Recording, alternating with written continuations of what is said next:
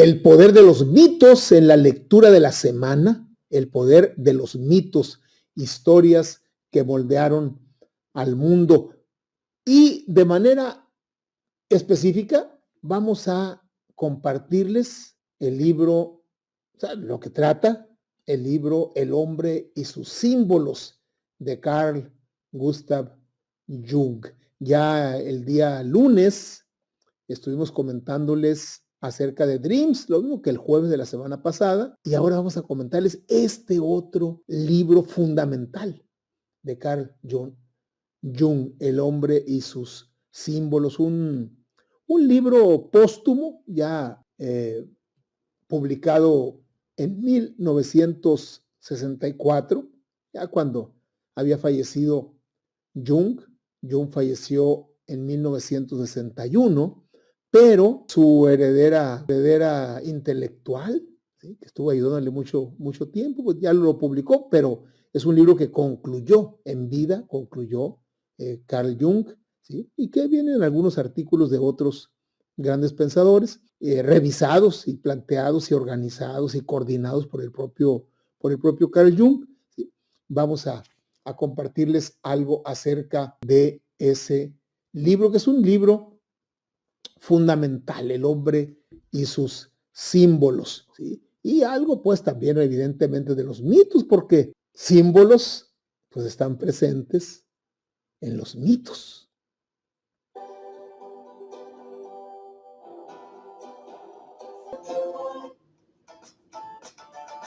Ortomolecular Sonora.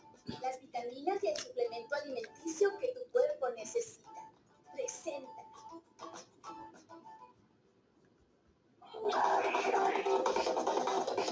La lectura de la semana.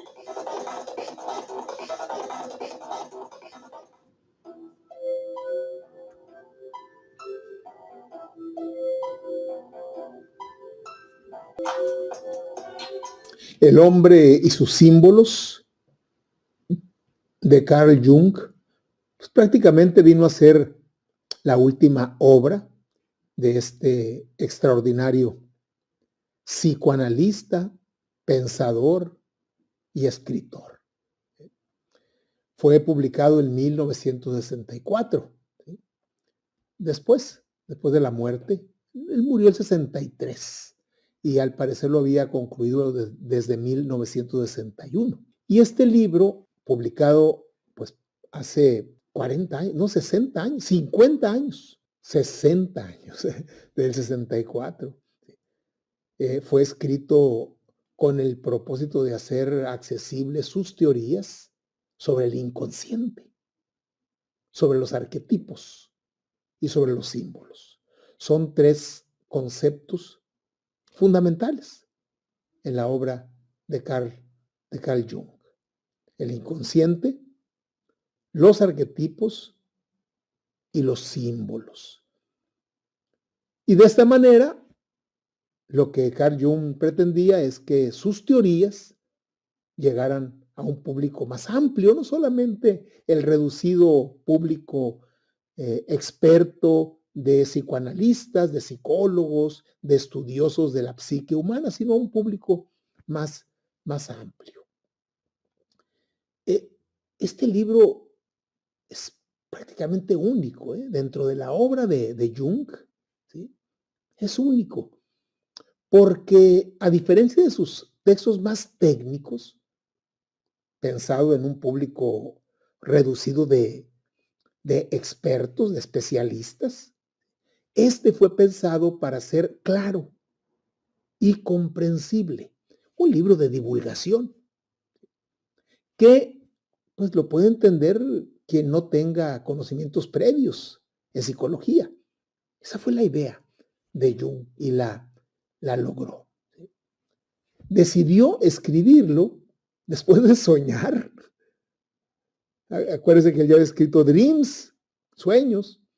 Entonces, después de soñar que su mensaje debía llegar a una audiencia más general, eso lo motivó a trabajar en esta obra, que finalmente la completó poco antes de morir.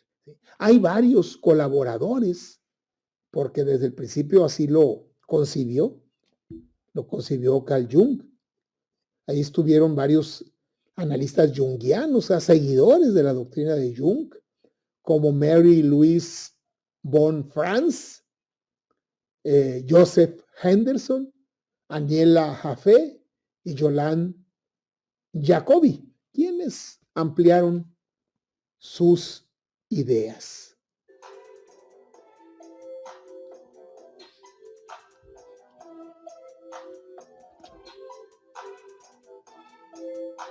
El libro está dividido en 5 capítulos principales y cada uno explora diferentes aspectos del inconsciente y de la psicología de los símbolos. El primero fue escrito de manera directa, personal, completa por Carl Jung, hacia una nueva psicología del hombre. Este capítulo es un capítulo introductorio, explica su concepto del inconsciente colectivo. Explica también el papel de los arquetipos y la importancia de los sueños como lenguaje simbólico de la psique, temas que aquí ya hemos comentado de hace algunas semanas.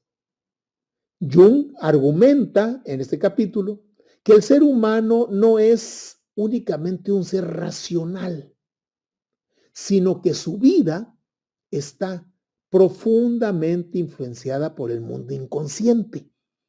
Los sueños no son simples residuos de la vida diaria, sino mensajes del inconsciente que deben ser interpretados para lograr un mayor autoconocimiento.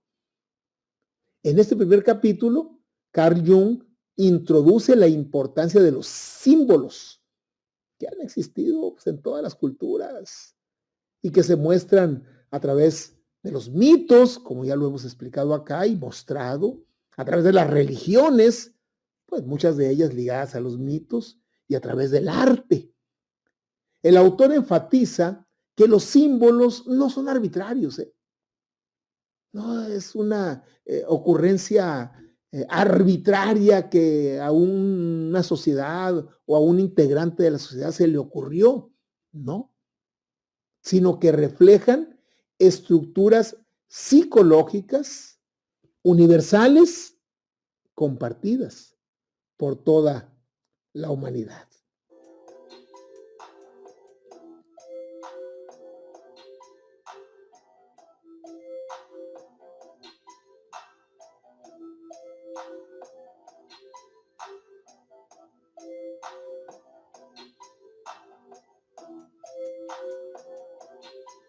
El segundo capítulo es de Joseph Henderson, el papel de los símbolos en la vida.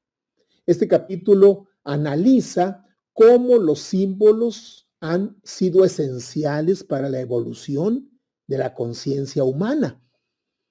En este capítulo, Henderson explica el proceso del viaje del héroe, que aquí lo comentamos ya hace algunas semanas. El viaje del héroe, el héroe. Es un arquetipo presente en prácticamente todas las culturas, desde los mitos antiguos hasta las historias modernas. Describe cómo los símbolos ayudan a las personas a comprender y enfrentar las transiciones de la vida, como la adolescencia, como la madurez, como la vejez, que son etapas clave de transición del ser humano. Y muestra cómo los rituales y las tradiciones simbólicas han servido para dar significado a la existencia humana. El tercer capítulo se titula El individuo y su inconsciente. Este lo escribió Mary Louise von Franz. Es considerado uno de los capítulos más importantes por el concepto que manejaba Jung de el inconsciente. Ahí se explora, en ese tercer capítulo, la relación entre el consciente y el inconsciente. Y se explica cómo la psique trata de alcanzar el equilibrio a través del proceso de individuación. Se introduce el concepto de la sombra. ¿Qué es la sombra? La sombra es el lado oscuro de la personalidad que muchas veces reprimimos. ¿Se acuerdan de aquella novela breve, la historia del doctor Jekyll y Mr. Hyde? Pues, dos personajes muy diferentes, ¿sí? Y hay varias, varias novelas, varios capítulos, varias series, con sus capítulos, varias películas que hablan de esta dualidad de los seres humanos, el lado oscuro de la personalidad, ¿sí? Que es el lado inconsciente y el lado consciente, el lado que se muestra ante la sociedad y el otro lado que no, que se reprime y que a veces surge fuera del ámbito común.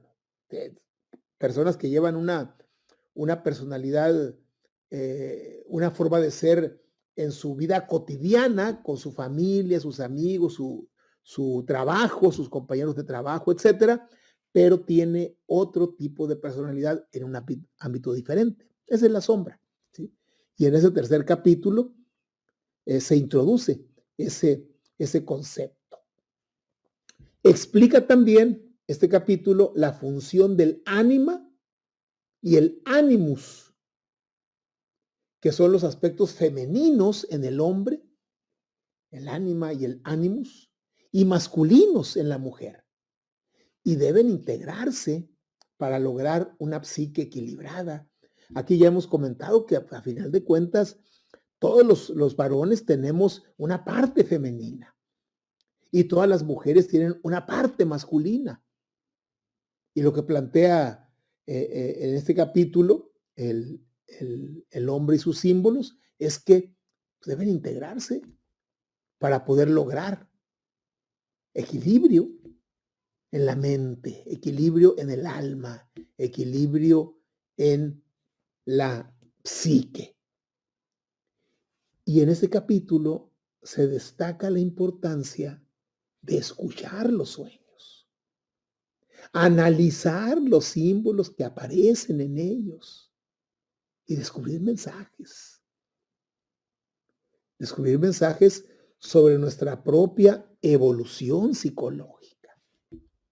Aquí la maestra Marta Cristina pues tuvo bien compartirnos en uno de los programas anteriores un sueño que ella tiene de la escalera. ¿Sí? Un sueño muy interesante por lo demás, porque la escalera es un símbolo fundamental. Aparece en la Biblia. Ella misma comentaba en la escalera de Jacob. ¿Sí? Y en la teoría de Carl Jung, la escalera es ese puente entre el consciente y el inconsciente. ¿Sí? O sea, a alguien que sueña que sube escaleras con facilidad y baja escaleras con facilidad, ¿sí?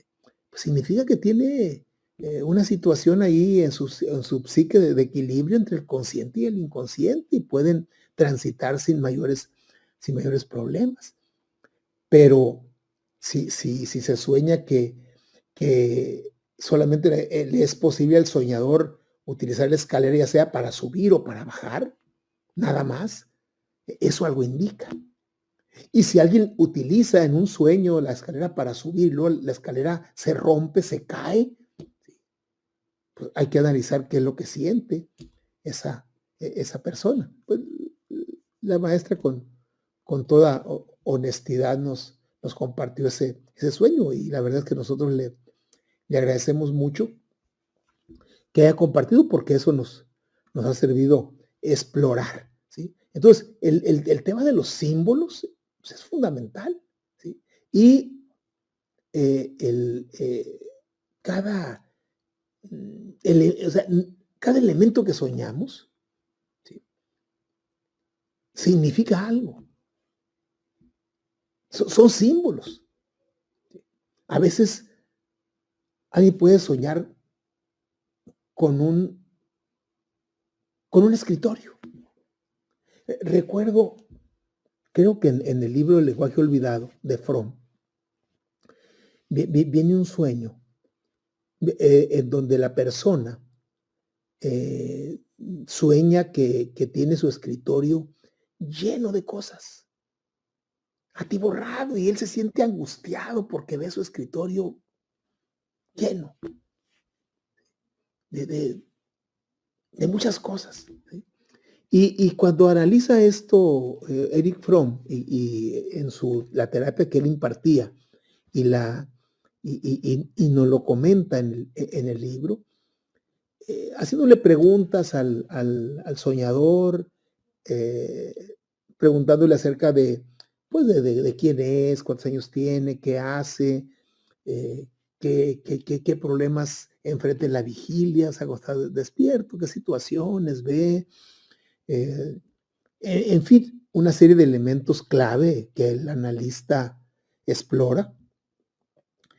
eh, Eric Fromm llegó a la conclusión que, después de hacerle varias preguntas, que el escritorio era el soñador, era la persona que soñaba. Tú eres el escritorio, ¿sí? Tú eres el escritorio, le dice, y estás angustiado porque tú estás cargando una enorme cantidad de cosas, de problemas que no son tuyos, porque le pregunta, oye, y de esas cosas que son tuyas, no sé de quién son, o no son mías, pero están en mi escritorio, ahí están ocupando un lugar, o visualmente, contaminando visualmente, ¿sí? Pero no son mías. Entonces le dice Fromm, le dice el analista, el escritorio eres tú. Y las cosas que están encima del escritorio son problemas que tú cargas y que no son tuyos. Suéltalos. Y empieza a indagar con sus familiares, con sus hermanos, con sus hermanas, con sus parientes, con su trabajo, y empieza a darse cuenta con sus hijos, ¿sí? Tus hijos tienen 30 años y andas cargando con sus problemas, tú. Eso no quiere decir que no lo vaya uno a ayudar. Si uno de nuestros hijos está en una situación problemática, pues hay que ayudarle, por supuesto, a cargar su cruz. Pero al final de cuentas, quien debe hacerse cargo de su cruz es cada quien, ¿sí? Además, cuando uno ve digamos, ve con lucidez esa problemática que va a enfrentar, ¿sí? Con esa persona que quiere mucho y que trae un problema y que le va a ayudar, ¿sí? No significa una carga, con todo y que pueda ser problemática, pero la va a cargar, pero tiene que concientizarlo. A lo mejor, ya después de concientizar que esa gran cantidad de objetos que están encima del escritorio son problemas que no son suyos y que los anda cargando, a lo mejor eso aligera la carga y los puede seguir llevando, pero ya en otra perspectiva, no viéndolos como un sacrificio, no viéndolo como una situación problemática, porque no lo tiene consciente. Entonces no está consciente, está en el subconsciente. Y lo que hizo el sueño es mostrárselo, porque él no lo ve. En su vigilia, en su vida cotidiana, en su vida despierta, no lo ve. Entonces su psique le envía un sueño y le dice, mira, este eres tú. Pero los sueños son símbolos. Entonces, pues hace falta entrenamiento, hace falta alguien que más o menos conozca, hace falta, ¿sí? Que haya leído a Jung, que haya leído a Fromm, ¿sí? Que ubique que la escalera, con todo y que es el tránsito, es el puente entre el inconsciente y el subconsciente, no va a significar lo mismo para todos, aunque el símbolo sea uno, ¿sí?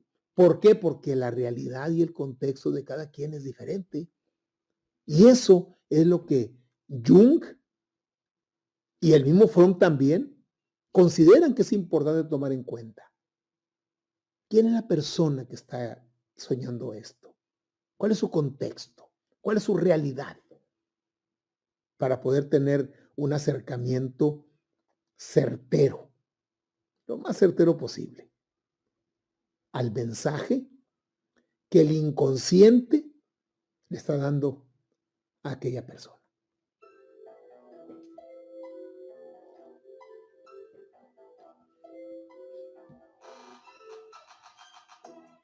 Entonces,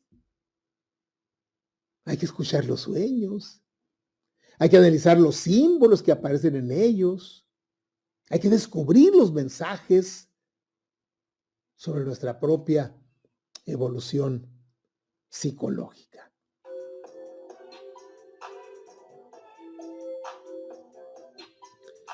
Y el capítulo 4 profundiza en los sueños. Aniela Jaffe escribe los símbolos y la interpretación de los sueños. Y ese capítulo es una guía de cómo interpretar los sueños y comprender los símbolos que aparecen en ellos. En ese capítulo importantísimo, como todos, como todos, pero explica que los sueños utilizan un lenguaje simbólico que, como les decía ahorita, debe analizarse en su contexto personal y en su contexto cultural. Además, ahí vienen ejemplos de símbolos recurrentes en los sueños. Hay símbolos que están presentes en los sueños de todo ser humano en todas las épocas y en todas las latitudes. Aquí ya les he comentado algunos. Por ejemplo, el agua. El agua está muy ligada con las emociones. Y no es lo mismo soñar con un agua clara, diáfana, hermosa, que hasta oímos cómo va pasando por las piedras, a soñar un agua turbia, un agua sucia. El agua simboliza emociones. El fuego, otro símbolo universal. El fuego indica transformación. Los animales, si uno sueña con animales, está soñando con instintos. Entonces, el agua son emociones, pero hay que ver cómo es el agua, hay que ver el contexto del soñador, hay que ver qué siente. El fuego es transformación, pero igual, pues el fuego puede ser muy amigable o el fuego puede ser un enemigo implacable. ¿Cómo lo soñaste? Imagínense ustedes una cruda noche invernal y llegar a un hogar en donde está crepitando el fuego en los troncos secos del árbol que está ahí ardiendo. Pues eso significa algo. Y ver en otro contexto el fuego, pues es otra cosa. Ahora, ¿qué animales son los que usted sueña para ver qué instintos están presentes y cuál es la actitud de esos animales hacia usted como soñador? Y en ese capítulo se describe el método de amplificación.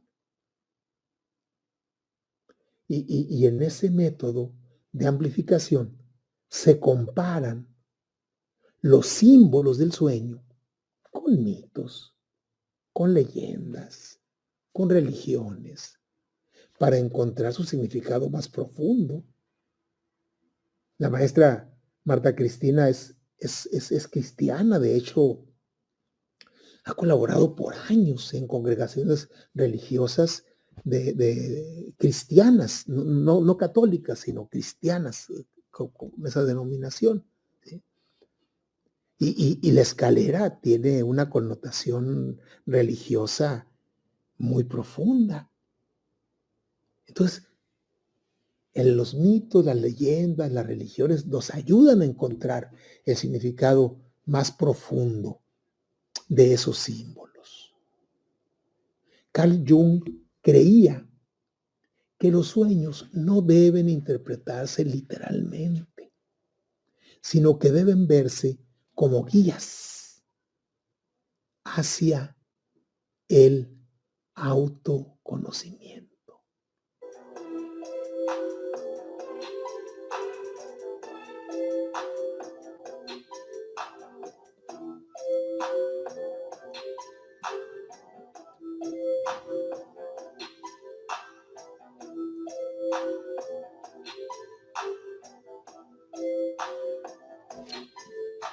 A final de cuentas, los sueños nos ayudan a conocernos.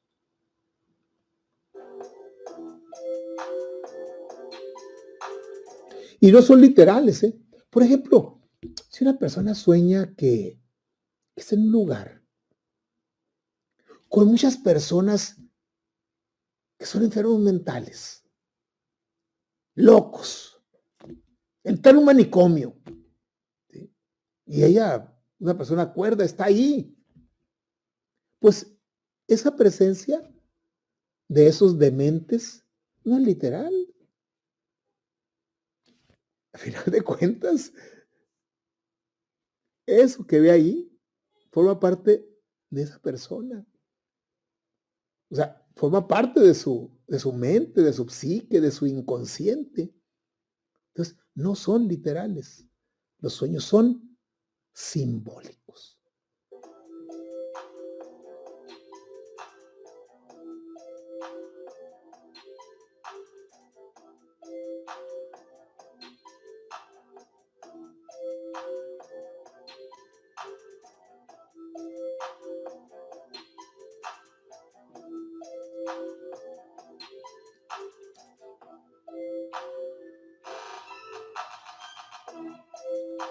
Y hay que agradecer a los sueños porque son guías, guías hacia el autoconocimiento.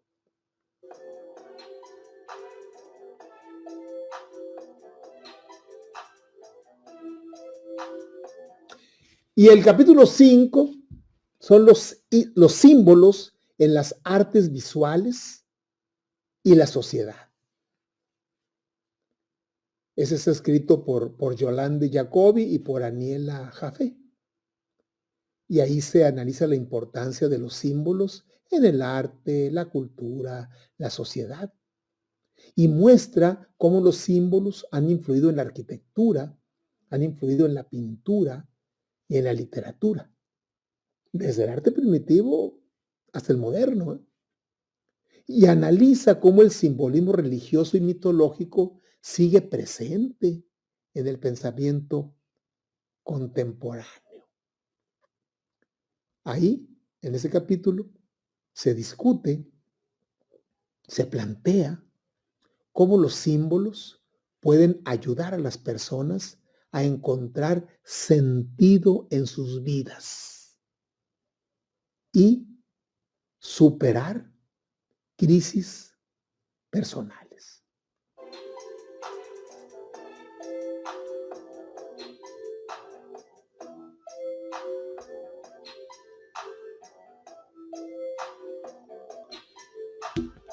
Jung y sus colaboradores de este libro explican que ciertos símbolos universales aparecen en todas las culturas y, por supuesto, en el inconsciente de las personas.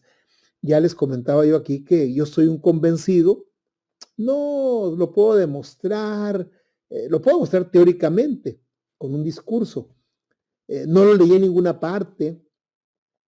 Yo deduzco que si todos los perros tienen ciertos comportamientos y nadie se los enseñó, pues a través de la genética se les transmitió de generación en generación.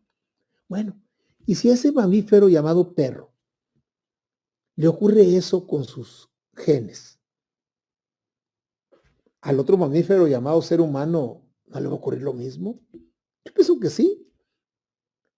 Así como todos los animales se transmiten a través de sus genes porque no tienen otra forma, así en el ser humano también. Lo que pasa es de que esta cultura nuestra, esta educación nuestra, qué bueno que ocurre, ¿no? Decía Emilio Durkheim que la educación es la transmisión del conocimiento de una generación a otra.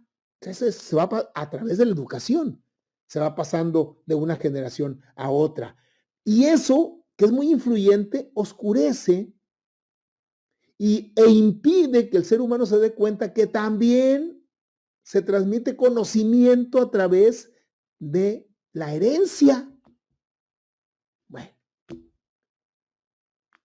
son símbolos universales. Están en el inconsciente de las personas. ¿Cómo se transmitieron? Pues a través de la genética.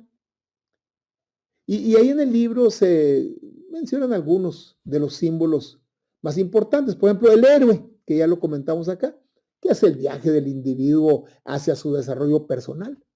La sombra, que es el lado reprimido, el lado desconocido, el lado que queremos ocultar, el lado oscuro de nuestra personalidad. El ánima, ánimus, son los aspectos femeninos en el hombre y los masculinos en la mujer, que deben integrarse. El viejo sabio o la gran madre son figuras arquetípicas que representan sabiduría y guía. Si uno sueña con la gran madre, si uno sueña con un viejo sabio, es una figura que nos está aportando sabiduría, que nos está tratando de guiar. Es el viejo sabio, la gran madre. El mandala es un símbolo de totalidad, es un símbolo de equilibrio interior. El agua representa el inconsciente y representa las emociones profundas.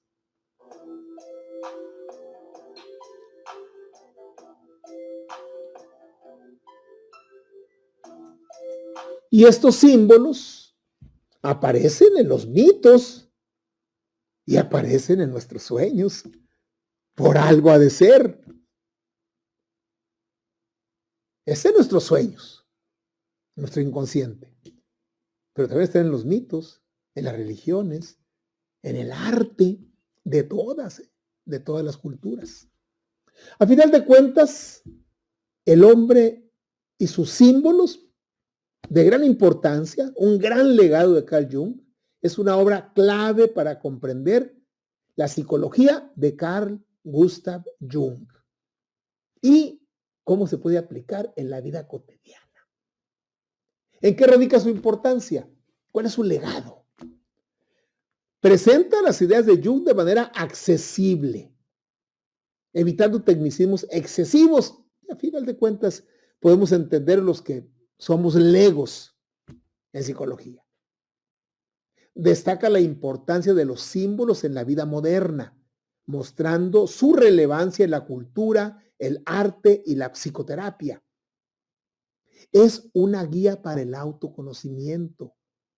Ayuda al lector a interpretar sus propios sueños y comprender su inconsciente. Y bueno, y si alguien confía en uno y le cuenta un sueño, pues también puede ayudar a interpretar los sueños de otros. Es una guía para el autoconocimiento. Este libro, El hombre y sus símbolos, ha influido en múltiples disciplinas. Ha influido en la literatura, en el cine, en el arte, en la psicoterapia. Y es fundamental para todos quienes estamos interesados en la psicología, en el análisis de los sueños, en la mitología, en la espiritualidad.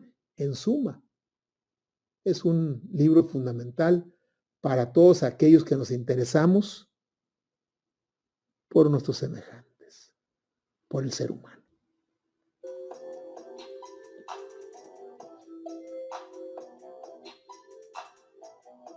Es una obra imprescindible para quienes quieran comprender el inconsciente, el poder de los símbolos, el proceso de individuación.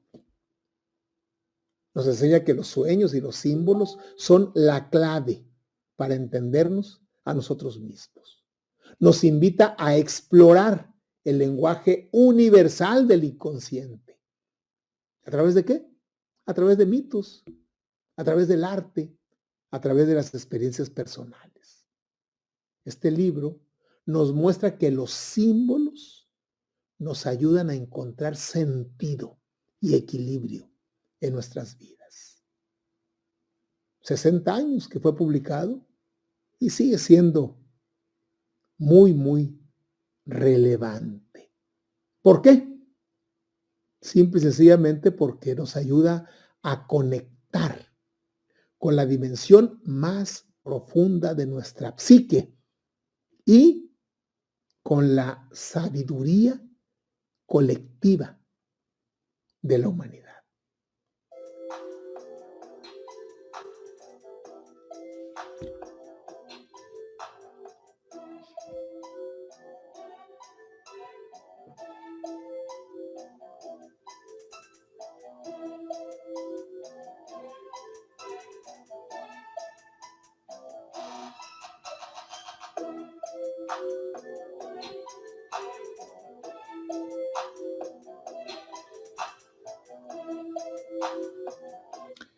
Dice la maestra Marta Cristina, dice que ella es cristiana bautista independiente, no religiosa.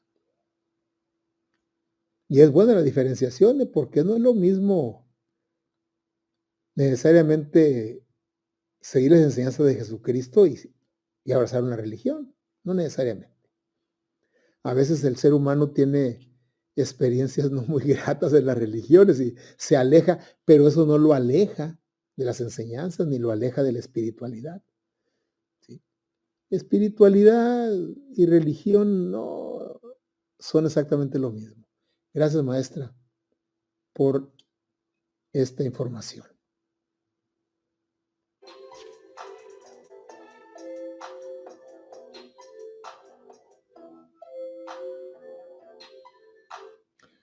Volve al lobby. Bueno, buenas, dice, buenas. Qué bueno que estás con nosotros.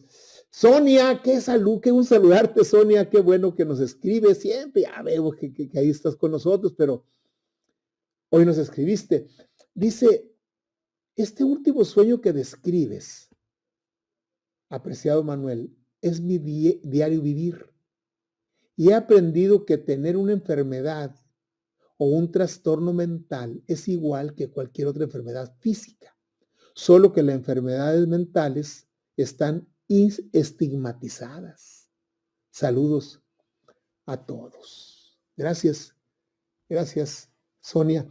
Y Sonia sabe de lo que habla, porque ella es una profesional que está muy en contacto con ese tipo de, en su vida profesional, en su vida diaria, está muy en contacto y es muy eficiente. Entonces ahorita dice este último sueño que describes, es mi diario vivir, es su trabajo, ¿sí? Y ha aprendido que tener una enfermedad o un trastorno mental es igual que cualquier otra enfermedad física, solo que las enfermedades mentales están estigmatizadas, ¿sí? Y tienes mucha razón, Sonia, porque no cree la gente que alguien tenga esa enfermedad, ¿sí? Y creen que con un buen consejo, con echándole ganas se va a resolver y no, es un padecimiento. Gracias, Sonia, por tus comentarios. Por lo pronto, tomamos nuestro separador y lo colocamos.